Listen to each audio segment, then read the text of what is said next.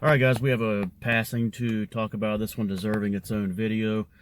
Actress Lar Park Lincoln passed away a few days ago at the age of 63, just a couple of weeks away from her 64th birthday. This one is not a huge surprise because she battled breast cancer for years and had like 17 surgeries. And she had a pretty illustrious little career there. Started out with the 1985 TV movie called Children of the Night. I've never seen it, but it's also a good, it's the title of a good Richard Marx song from 1989. She appeared in some TV shows like Hunter and Highway to Heaven, but probably best known as being a regular as Linda Fairgate in the TV series Knots Landing. This is very successful. So that's probably what she's best known for. But she was also, and a lot of you guys know this, including, of course, Dewey, and Road to Number 28 was talking about it last night. She also played, had the portrayal of Tina Shepard in Friday the 13th, Part 8, The New Blood, 1988. She was the last girl in that film. She was the one with the telekinetic powers. This one was directed by John Carl Bushler. May he also rest in peace. And the passing, we had a big passing about a year ago in the Friday the 13th world. Eric Anderson as Rob Deere from the final chapter. But this one is huge because she is the first final girl to pass away. And I've been meaning to do a video ranking my favorite final girls of the Friday the 13th series. I did a ranking of my favorite Friday the 13th films, and from what I remember, this one comes in, I think this one came in at either next to last after Jason Goes to Hell or third to last. This Friday the 13th Part 7 is one of my least favorite, and Road to Number 28 was sharing this last night as well. However, the Tina Shepard character is excellent, and it's got to be way up there in the rankings of final girls. I think a lot of people in the community, the Friday the 13th community, will put her, if not number one, at least number two. She was the best challenge, probably, to Jason Voorhees. She went up against the zombie Jason, one of the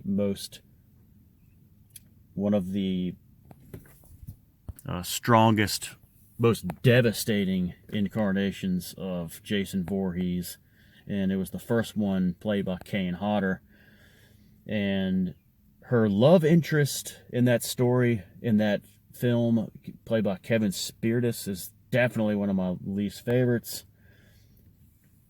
But Tina Shepard, Lar Park Lincoln playing Tina Shepard, it's impossible to say her performance wasn't great and that the character wasn't one of the top final girls and maybe the best challenge to Jason Voorhees in the history of the franchise. So she also was in her final film. Let's see. She was in a Friday the 13th fan film in 2021 as reprising her role as an older Tina Shepard, called Roseblood, a Friday the 13th fan film, 2021. This also had Kevin Spirtus, her love interest from Part 8, and Dr. Cruz from Part 8, Terry Kaiser, who was the corpse in Weekend at Bernie's, in case you didn't know that. I'm not a big fan of these fan films, but the premise of this film looks pretty good. I don't know if it's available online, but it takes place 13 months. That's a little weird. Takes place 13 months after Friday the 13th Part 7. We follow Tina Shepard as she is held and studied at the infamous Camp Crystal Lake research facility. Okay, there's a girl who plays a young Tina Shepard from 1989, but I don't understand Lar Park Lincoln's role in this. If it's 13 months later and the film takes place, 33 years later, it's just a little, I'm not sure how that would work, but it looks like it would be worth maybe checking out. Not a big fan of these fan films, even though I really respect what goes into it. And then her final film appearance was in a 2022 film called Ghost Story. 2022, yeah, Ghost Stories Victoria. And there's also one in production. I don't know if they're going to finish it. There's called House of Dolls 2. And I don't know if they are going to complete that or not, but definitely a huge loss in the Friday the 13th world. Here's the original Paramount video release on VHS, and if I wanted to do ranking the Friday the 13th series posters, I have said this before, this one might be number one.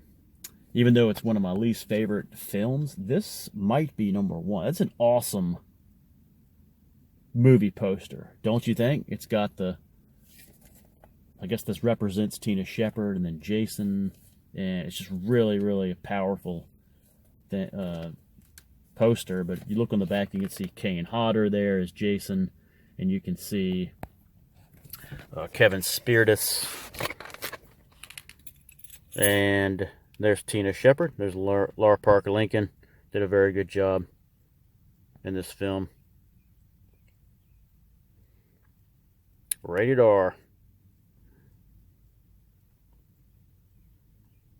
From 1988, music by Harry Manfredini, John Carr Buechler, who also did some stuff in one of my favorite B-movie slashers, The Prey, in 1984. I think he did makeup work in that. So rest in peace, Lar Park Lincoln. This is a big one for the Friday the 13th universe. Man, what a great. And I also would like to add that at one time I was friends with Miss Lincoln on the Facebook platform, and some of these actors and actresses, even if they're like not really famous, sometimes they kind of turn you off a little bit and start doing like posting like political stuff and that kind of thing, but not Lar Park Lincoln. She's really the thing I remember about her posts was that it was always like upbeat, optimistic, despite all of her battles with health issues, and just a beautiful person. Really had a great attitude and spirit. So, wow, yeah, this is one that Road to number 28 made a good point. As June 13th comes the only Friday the 13th of 2025, and the 69th birthday of Jason Voorhees. Part 7 really is in play here for that day. If not then, maybe before. Maybe sometime soon. So, all right, rest in peace, Lar Park Lincoln, passing away at 63. She'll be missed. She'll live on forever in the Friday the 13th series.